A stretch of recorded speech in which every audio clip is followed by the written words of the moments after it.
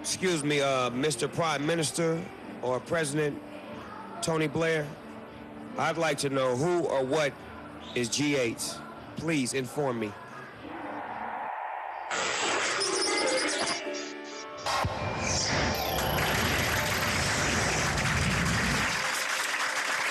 Hello and welcome. Today, all eyes are on Tony Blair. We've got Live 8 and G8 coming up when the leaders of the world's 8 richest countries meet in Scotland. Mr. Blair will be in the chair as they discuss how to sort out the world's problems.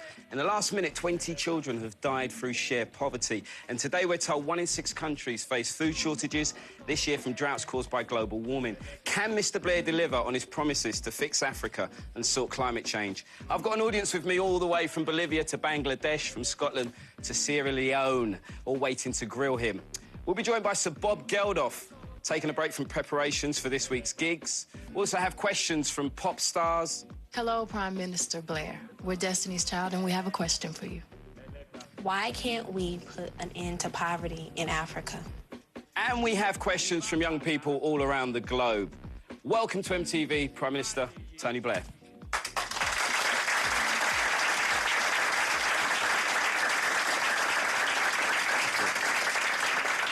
Let's take a look at what you've done during your presidency of the G8.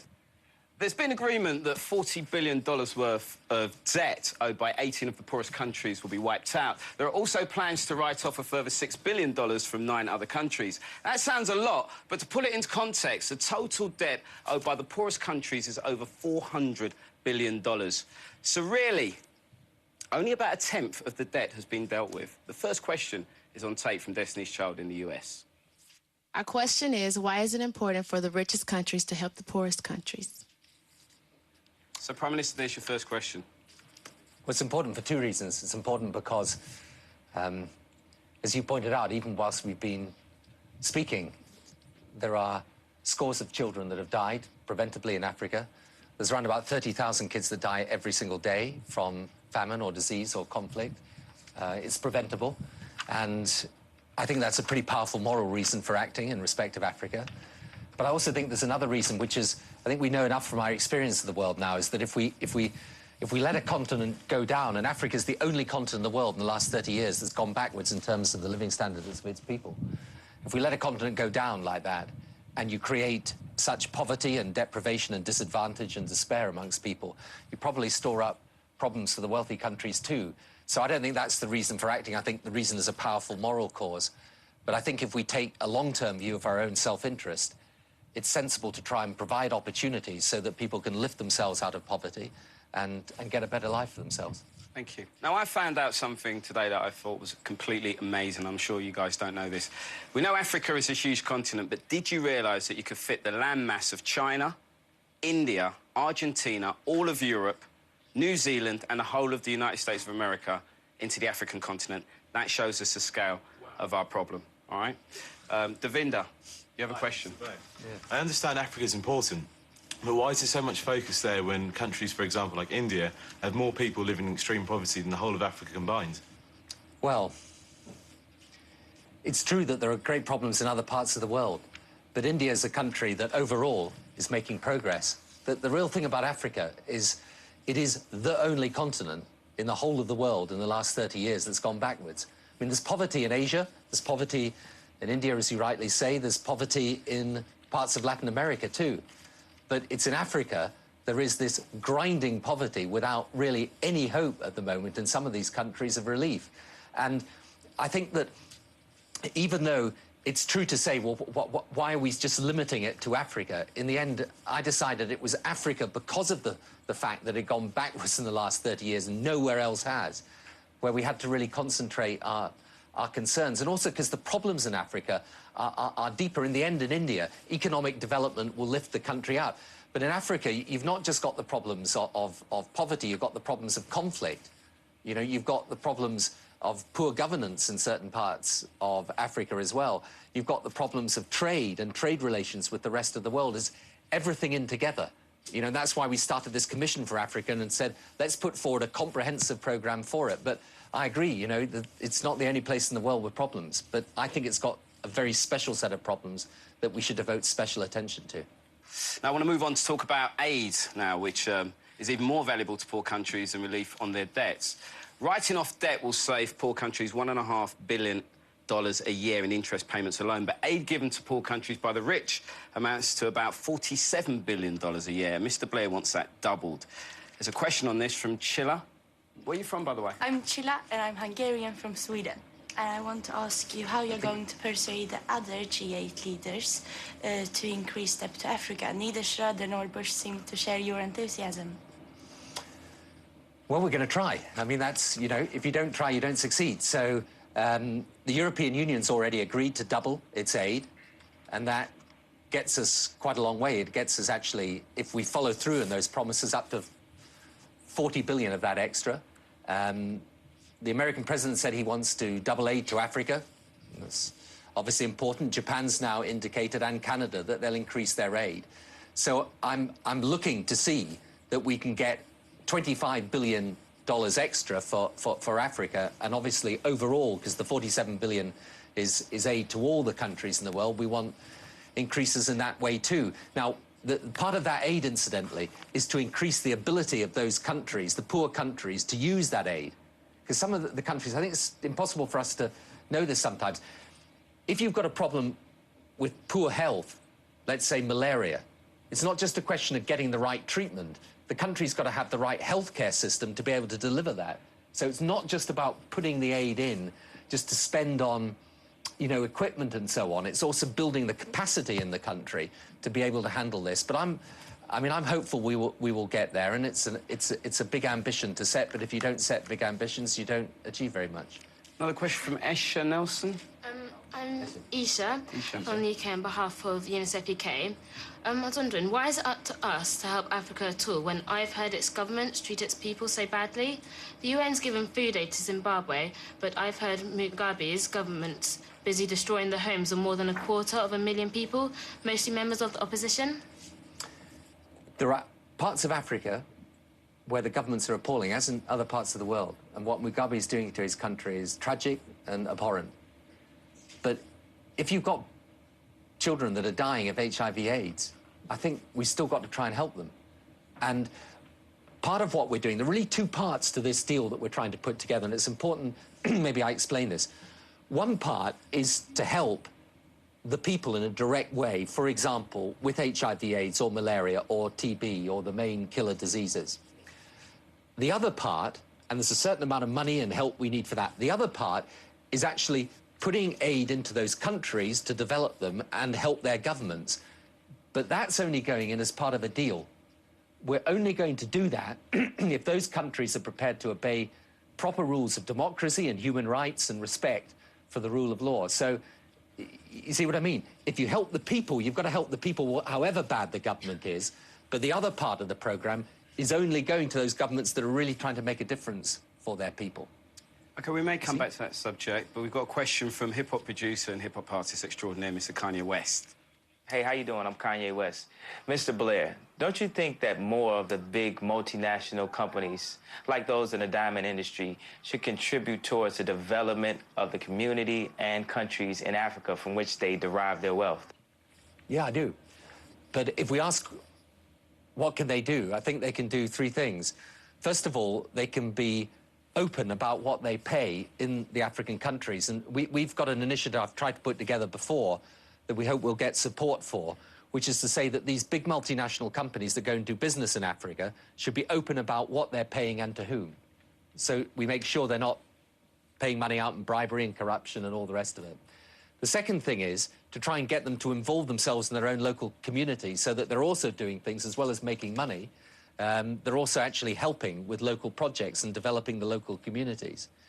And the third thing is, we do actually need those countries to go and invest there. I mean, part of the solution to Africa's problems lies from within Africa. And I think one of the things you'll find is that the good parts of African leadership, we were talking about some of the bad parts earlier, but the good parts of African leadership, they want to take responsibility for their own countries. And they need those companies coming and investing there and doing business there. But in order for that to happen, they need proper commercial systems, proper legal systems, proper judicial systems in place. And that's another part of helping Africa get itself on its feet and solve its own problems. I think we're talking about Africa quite a lot. We're going to talk about a subject that affects everyone. and that is climate change. I've got a question from Rob from Poland. Rob? Mr. Prime Minister, I'm Rob from Poland. Surely climate change is the most important issue for G8 leaders to address because it affects every single country and every single person on this planet. It is, but it's not just important for G8, obviously, because though the G8 is wealthy economies, it doesn't actually include the G8, China or India, which is a slight... You probably find that a bit strange. Here are the big countries in the world coming together. The two biggest countries aren't present at the G8. So what we're trying to do at the G8 is have a dialogue amongst ourselves, but then involve China and India in it as well. And then we're bringing in South Africa and Brazil and Mexico as representatives of Africa and Latin America too. OK, we did one of our special surveys here at MTV. I know you love them. We asked our viewers on our website, is President Bush doing enough on climate change? Only 5% said yes.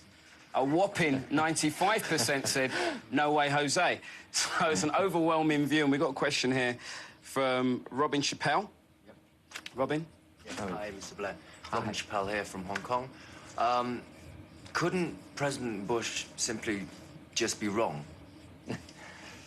Well, that's a revolutionary thought. Yes, it's possible for any of us to be wrong in positions of power. Look, what I'm going to say about this, because we've obviously had a disagreement with the American administration over the Kyoto Treaty, which we've signed, America hasn't. But one of the things you try and learn about politics as you go on is you can either just express your disagreements or try to overcome them.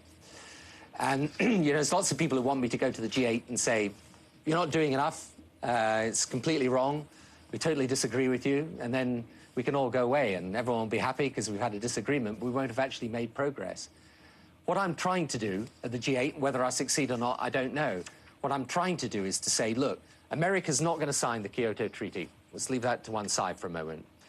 But America, for reasons not just to do with climate change, but also to do with energy security and energy supply, because we're all worried about where we're going to get our energy from in the years to come, is actually America investing more in research and development for clean technology and clean energy than any other country in the world. The world is warming up, climate change is happening, and it is, for me at any rate, long-term, probably the most serious threat we face. Can I get a question from someone from America? Sarah? Hi, Sarah. I'm Sarah. I'm from America. My question is, are you getting enough support over global warming from President Bush, given the support you've already given him for Iraq?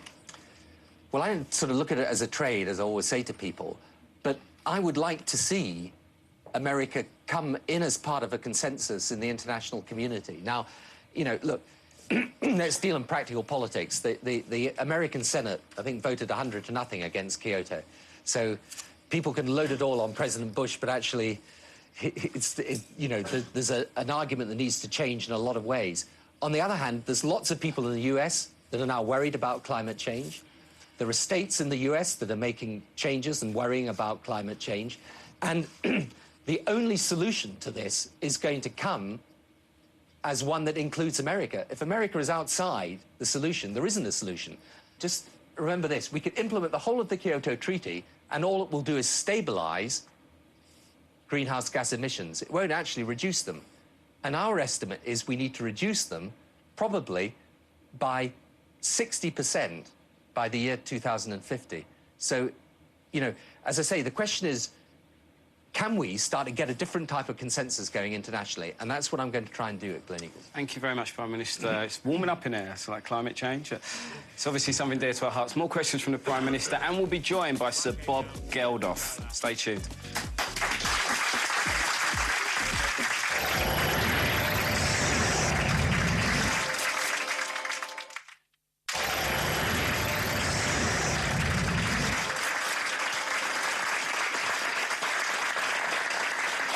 Welcome back to All Eyes on Tony Blair. The British Prime Minister is with us here discussing the tough issues of debt and poverty, which he's hoping to resolve at the meeting of the G8 leaders. We're joined now by Sir Bob Geldof. Now, This man has been hugely influential in putting the subjects of poverty and starvation in Africa firmly on the political agenda. Let's watch this. Bob Geldof has turned my life upside down. He did it 20 years ago at Live Aid. We were just kids. First time round, obviously it had never been done before, and like it was a moment in time, and I'm not sure I appreciated it. I think the moment has come for, in a small way, for the bands that are coming together and doing this to try to attract enough media attention. Some like ourselves are trying to do 2 shows in one day and adding this in just because it's so important. You have other artists that have moved shows so they can be a part of this. We've been to places where the trade policy is like screwing the country over, in Ghana or in Haiti or Mexico or Mozambique. I mean, the list goes on and on and on. So we're talking about it because we've seen it. By artists standing up, united for more economic justice in our world, I think that's something that's a tremendously great cause. I think the fact that there's been some really high-profile artists and actresses, be it Angelina Jolie, Bono from U2, Bob Geldof, being involved in something like this, I think shows a real seriousness about this. In the end, they're not afraid of rock stars or hip-hop stars. It's when the general public turn out that politicians take notice. OK, we've got a question straight away from Ayodeji. Yeah. Where are you from? Mr. Prime. My name's Deji, Ayodeji. I'm from Nigeria. Yeah, hello, Mr. Prime Minister and Sir Bob Geldof. Hi, I've got a question for both of you, actually. Yeah, in the last 20 years, I mean, we've noticed that there have been lots of debt relief and aid programs for Africa, you know, and we've also noticed that all these times there have been conditions attached to these debt relief programs, and I'll say, for instance, the unfair trade rules and all of that are modeled up things anyway. And now it's a wonderful thing you're doing, focusing on Africa and the 18 countries that the debts have been cancelled already. I mean, I know there are 61 left waiting on the line. But what exactly is the hidden agenda? Is there any other conditions we don't know, I mean, for this time around that have not been placed, I mean, for probably cancelling 18 countries' debts? And then the 61 waiting as well. Can I say, who would you like to answer that first? Because I would like that to go to Mr. Tony Blair first, and then Sir Bob Geldof can add up to it. I was hoping it was the other way around. We're actually working on a debt deal for Nigeria as well, which you probably know at the moment, because I know it's always been something that's been a concern. Because Nigeria's, if Nigeria doesn't work out, actually Africa, it's hard for Africa to work out because Nigeria is such a big part of the African economy and such a big proportion of the population in Africa. But no, the only conditions, as I was explaining before, on extra help when it's directed towards government is good governance, is action against corruption, proper democracy, rule of law, and I think that's fair enough because that actually helps the people in Africa as well. But things like getting rid of the restrictive trade rules, I mean, that's what we're trying to achieve. You know, and it's for many of the countries. You were just hearing that from, I think it was the guys from Coldplay talking about countries like Ghana. I mean, part of their problem is that they can't put their finished produce into Western markets without paying a big tariff, and that's really holding them back. So that's what we're trying to achieve. But it's not, you know, there's no hidden trick in it. If I may just ask one personal question. I mean, I felt it hit me a bit. I mean, when I found out, I mean, you said about Nigeria being an important region in Africa. How come they weren't part of the 18 first cancellation? Because they're not the poorest country, and because obviously they've got a lot of oil resources too. Now, what has happened in Nigeria, though, over a lot of years is that it hasn't done as well as it should do, and we're trying to help with debt relief. Just one thing I want to say about debt relief, because it's important that we give the debt relief and we cancel the debt of the poorest countries. The one thing that is important, though, is to make sure that those countries themselves are using that opportunity to help themselves and get themselves on their feet. You know, that is important as well, because in the end, the thing that has changed between what we're trying to do now and what people were trying to do 20, 30 years ago is this is not about the wealthy countries coming along and saying to the African countries, here's a bit of charity. It's about a partnership between the African countries and the wealthy countries to say, here is what we can do to help you help yourself, because that's the only solution in the end. We could put any amount of money into Nigeria. If you don't have proper systems of governance there, that money's never going to work properly for the population. Thank you. I just had one more thing. We're going to run out of time, really. I want to hear from Bob Geldof as well on this subject. Have you got anything to say on this, Bob? Yeah, the problem with sitting with your man here is that too often I agree with him, you see, and we're supposed to be on rock television and don't want to be complicit. But Nigeria's a bizarre case, almost a standalone case. I mean, my personal feeling is that they must be included in the debt packages, the debt relief packages. And equally, there is a difference between us, because I don't believe the process that you have to enter into to finally get to debt relief, I don't think it stands up at all, this highly indebted poor country initiative. That's a personal view. I also don't like some of the remaining conditions that go with having your debt lifted. For example, the trade conditions, which have not been dealt with. But it was magnificent what was achieved 10 days ago in London. It was truly superb and historic. And there'll be another 9 countries coming on stream within the next 18 months, and then the others as they come out of conflict. Nigeria must be part of that, but what must be lifted are the trade restrictions that are inherent in the debt package, which says you must open up your trade to us. Why? Africa has 2% of total world trade. We've got 98%. We demand you open up your markets for us. All that happens is we then destroy local markets. I'd like to see that gone. That could happen in Gleneagles, couldn't it, Tony? Possibly, Bob. Good. The Bob and Tony Show. Let's move on to our next question, which comes from Atali in the Ivory Coast. My question to Tony Blair is, why do America and Europe not change the rules so that we can trade with them fairly?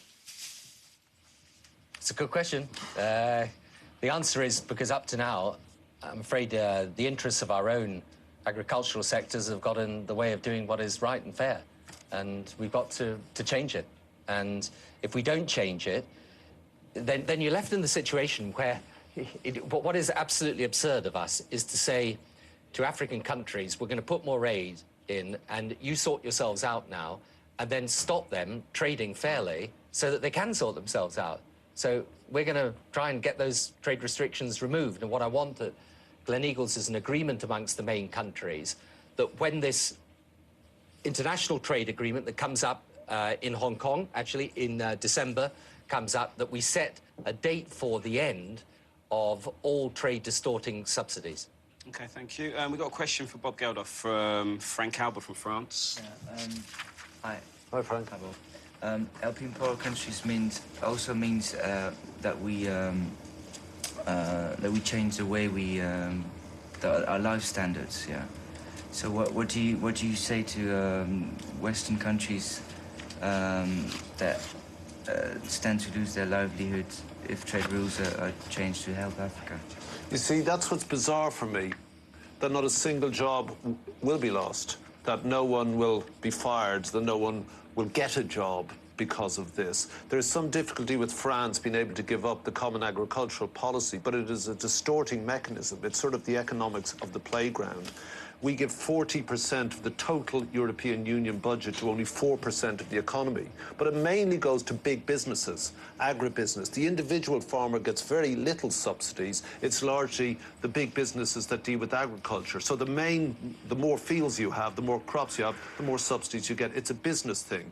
What has to happen in places like France is that there has to be a scaling back down, so nobody is impacted. But the result of someone perhaps momentarily having to adjust their lifestyle, without that happening, the knock-on effect of distorting economic facilities like the Common Agricultural Policy is that people die 8 miles south of Europe.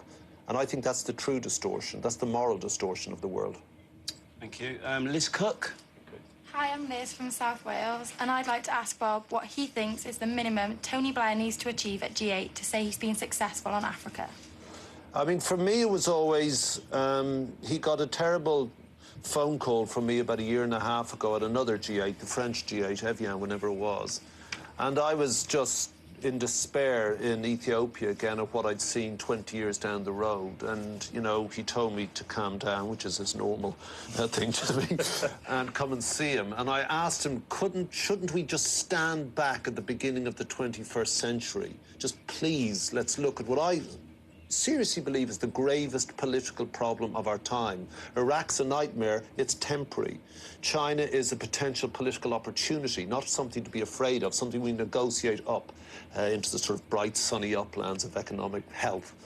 Africa, potentially, is a political time bomb. 50% of that continent is under 16. 50%, a continent of teenagers, and they don't have a life. They're not given an economic future, and they're ill. So what becomes of them?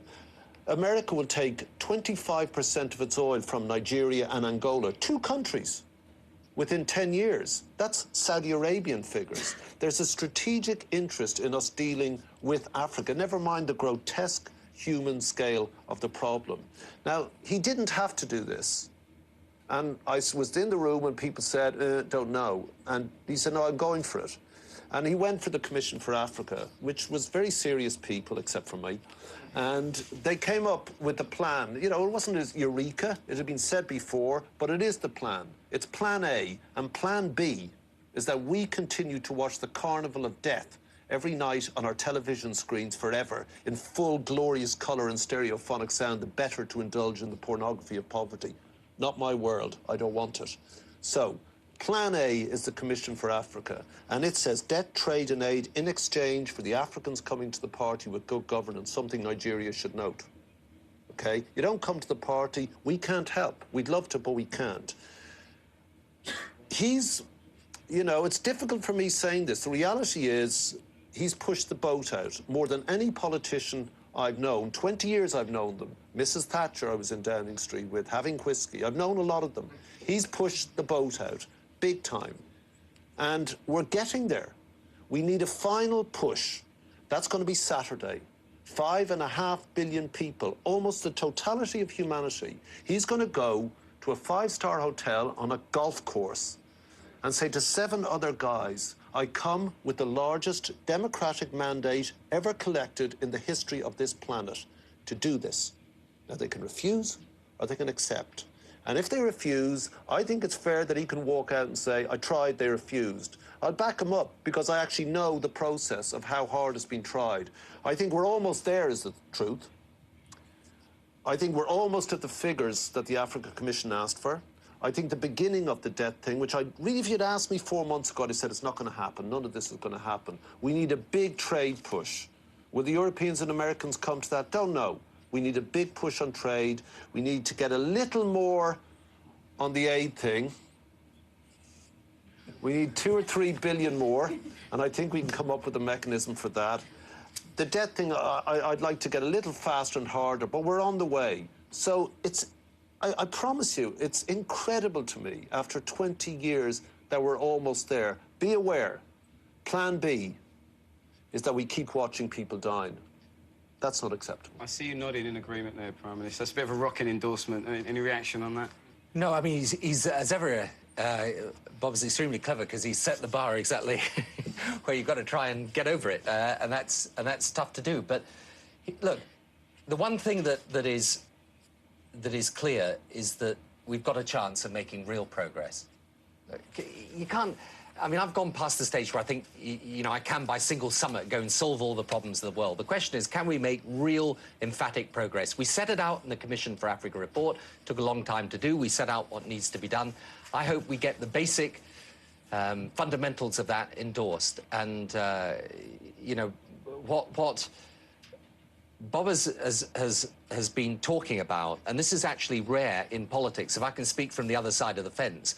The problem is often in politics, people put up for you aims and ambitions that may be absolutely fantastic, but you've never got a chance of succeeding. And so they're always, you know, setting the bar so high you actually can never get there, and then everyone gets disillusioned. These guys who I have worked with have not behaved like sort of, you know, rock stars sort of parading idealism. What they've actually done is say, OK, let's do the work. Let's work out what could actually produce the result. Let's see if it's politically practical, and they come out with a plan that actually is doable. So if I can do it, I do it. If I can't, well, I won't have succeeded. But if you don't try, you never succeed. On that point, Bob Geldof, thank you for coming by. By the way, what are you looking forward to more, the beginning of Saturday or the end of Saturday? Give him an honest answer. A short, honest answer, Bob. You know, I'm waiting for the end, but I can't wait for the end. I can't wait. I'm just so tired. But I'm telling you something, it will be, and you will never see it again. You will never see this happen again. It will be the greatest concert ever. It's all the promise of rock and roll, all of it. It's Bob Dylan, the times are changing, they've changed. The answer isn't blowing in the wind. It's called the Commission for Africa plan. There's nothing that you do that can't be done.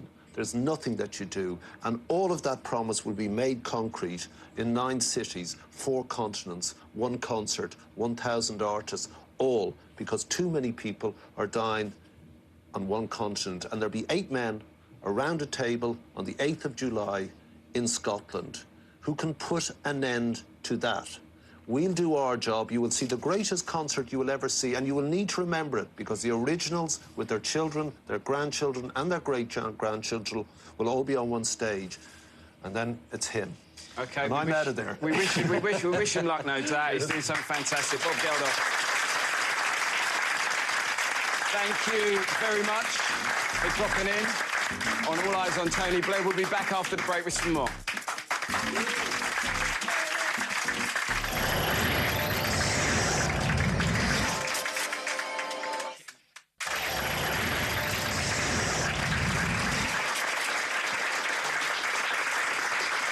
Welcome back to All Eyes on Tony Blair. Mr Blair, the British Prime Minister and the leader of the G8 countries, is answering questions from our audience on how he's attempting to get agreements which will save the world from global warming and poverty. Let's have a quick look at some of the implications of climate change. Now, the 10 hottest years on record have been since 1990. Sea levels are forecast to rise, meaning up to 80 million people worldwide could lose their homes to flooding. And crop failure in Africa could rise by 50%, meaning even more poverty and starvation. Our next question comes from Sarah Griffiths. Go ahead, Sarah. Hi, I'm Sarah Griffiths from the UK. America's been saying that technology will find a solution for global warming, and that we don't need to worry about this. But won't it be too late before all this can come into effect? Well, that's why we need to act now. I mean, we've got to act urgently. I mean, technology and science will in the end, provide the solution. It's true. But what we need to do is to have the right framework which encourages science and technology. So, for example, you know, with fuel cell technology or with renewable energy, at the moment, these things aren't cost-effective, you know? So science and technology and investment in that is very, very important. But we need a framework within which countries are encouraged to go down that route. And incidentally, it's very important just to remember there's a link between Africa and climate change in this sense, not just in the damage that can be done to Africa, but if we want to tackle world poverty, that means people getting richer. Right? If people get richer, they're going to consume more energy. So the energy, the amount of energy the world consumes, you know, if India and China and Africa deal with all the poor people they have in their country, if we don't also make sure that as they grow sustainably, in other words, in a way consistent with proper environmental practice, then the problems that we're facing at the moment are going to get worse. And that's why these two are directly linked. The poverty that you tackle has got to be tackled in a sustainable way, environmentally. Now, here's a question, like a lot of young people do love to travel and drive flash cars, if possible. I drive a 4x4, I hold my hand up, and I like to fly. All right? It's just something I like to do, and I admit it, OK? Yeah. But we did a survey, MTV survey, which is always very accurate. 70% of our survey said yes if you would be prepared to give up cheap air travel and it reduced global warming. Would they agree? And no was 30%. And what I'm saying to you, Prime Minister, is would you put some sort of tax on air travel to prevent people from... Would that be not a popular move? I don't... Personally, I think it wouldn't be that popular, no. I know it wouldn't be popular, but would it solve anything? I don't know, because it would only solve something if you're actually dealing with the problem, which is the amount of fuel used in aviation and also in respect of cars, for example, the amount of greenhouse gas emissions that arise through motor vehicles.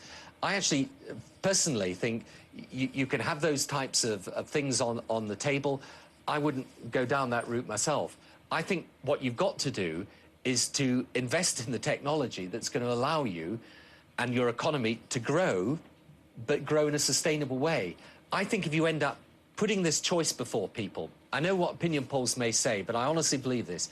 If you put the choice to people between growing your economy and the environment, the danger is whatever people vote for long-term, short-term, they're going to be wanting the economy to grow. So what you've got to do is to try and help put things within a framework, as I was saying earlier, where the science and technology is being developed so that you can grow your economy sustainably. For example, there are different materials being used in aircraft construction that can hugely reduce the weight of the aircraft and therefore the amount of fuel used. Fuel cell technology in respect of cars can make a big difference. If you are able, in the way that we consume energy, to develop, for example, carbon sequestration, which means taking the carbon emissions and being able to store them so that your energy supply is done in a clean way, that is, in my view, the way that this is going to happen. So you don't mind me driving a 4x4 as long as it's energy efficient or something like somehow? Well, again, we can encourage it to become so, but I think if you end up saying to people, whatever opinion polls say, and I'm just trying to be honest about this, if you're going to say to a government or people standing for election, you've got to tell people the living standards are all going to be slashed, they'll say no to that. Of course. But we don't need to do that. And incidentally, some of the smartest, best, most successful companies today are developing new environmental technology. And if you create a framework within which you're encouraging such technology, you'll find actually business starts, moving into those areas and making money out of it. OK, we've got a quick question from China. My name is Michael Peng. I'm a university student in Beijing. My father is a doctor and my mother is a housewife. I'm 23 years old. My question to Tony Blair is, why should countries like mine not be free to build as many power stations as we need to help our economy grow so that we can live as you do? That's the question put round the other way from, what about us and our cheap air travel? And there's no answer to that other than to say we've got to work with China so that as we develop the technologies that are capable of power generation in a more environmentally sustainable way, we're transferring that technology to countries like China and allowing them access to it.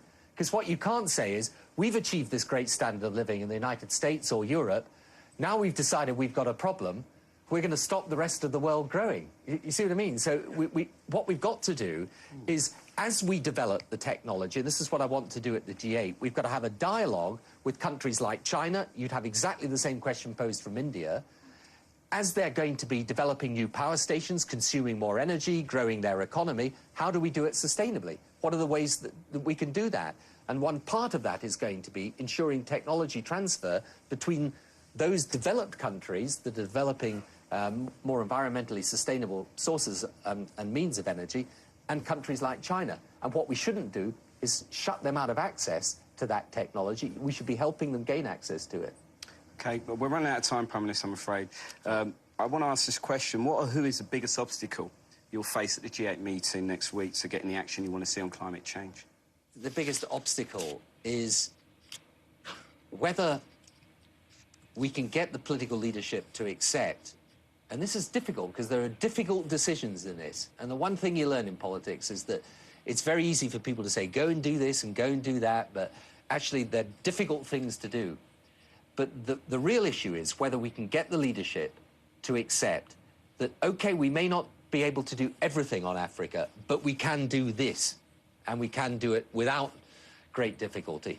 And to accept on climate change, all right, we may come at this from different aspects. Maybe we can't reach an agreement on Kyoto and things that are in the past, but we can establish a new and different way forward, which involves not just the wealthy countries, but also the big emerging economies of the 21st century. That is doable. And maybe when we come out of this, people will say, well, you haven't achieved enough. But if we've made advance and progress, that's enough for me. Thanks a lot. Alexander from Russia.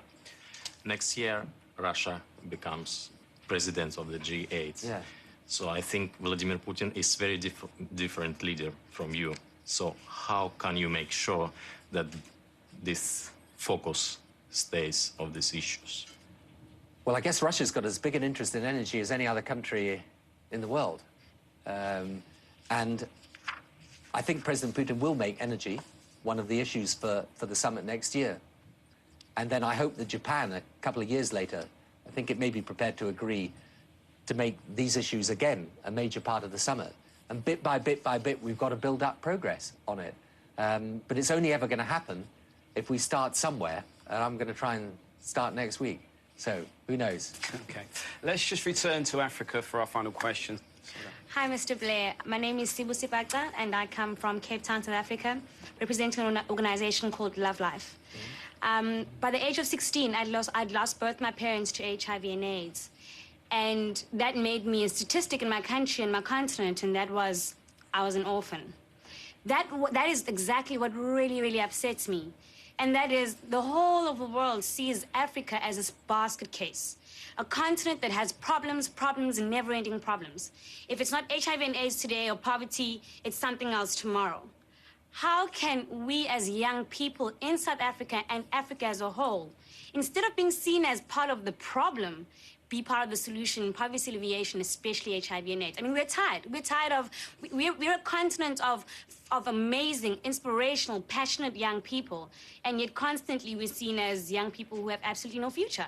And how do we become part of the solution so the whole world know that we want to be part of the solution? Well, that's a good question.